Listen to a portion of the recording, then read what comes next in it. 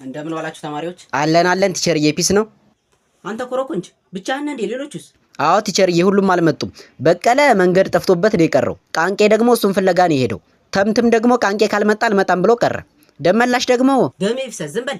ቆይን ያልገባኝ አስፈቃሽ ኮሚቴ አድርገው መርጠው ነው አንተ ለሁሉም ልታስፈቅድ የመጣው? ኧረ እኔ ቲቸርዬው ቀጠምቶኝ ነው የመጣሁት። አስተምረኝ። ጥማት ይጥማህ። ሙርት ይዛለህ እንዴ? ብቻ እንዳስተምርህ ትፈልጋለህ? እና እግር ብላ። አይመለከተኝም። ያለበለዚያ ለርዕሰ መምህሩ ነው የምከስ ነው።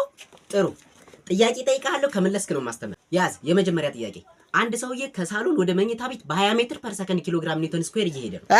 አትበል። አሁን እዚህ ጋር ጥያቄው ምንድነው? ከሜክሲኮ ፒያሳ ስንት ኪሎ ሜትር ነው? በቃ እንዴት ቲቸር ምን አገናኘው? እኔ አላውቀውም። አታነብማ። ከየት ታመጣዋለህ? ሌላ ሁለተኛ ጥያቄ ያዝ። አንድ 60 ኪሎ ግራም የሚመዝን ሰውዬ አለ እንበል። እሺ የዚህን ሰውዬ ፖለቲካዊ አቋም ንገረኝ። እንዴ ምን አይነት ጥያቄ ነው? አንተ የፊዚክስ አስተማሪ አይደለህ እንዴ? ምንም አይመለከትም። እኔ በትርፍ ሰዓት የሲቪክስ አስተምራለሁ።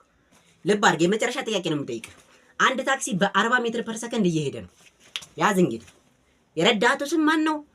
ታርጋ ቁጥሩ ስንት ነው? ጋቢና ስንት ሰው ተቀምጧል? እንዴት ቲቸር ምንድነው? እኔ ጥንቆላ ነው እንዴ ተማርኩት? የተመታ ጥያቄ የምትጠይቀኝ? አለቀ በቃ። አንተን ማስተማር ማለት ድንጋይ ላይ ውሃ ማፍሰስ ነው። ስለዚህ በቃ። አረ ቲቸር ቢያንስ ለመጣሁበት የሆነ ነገር። ኦኬ ለመጣበት በቃ ለመጣበት 10 ማርክ የስ ቀንሽብሃለሁ። አሽቋላጭ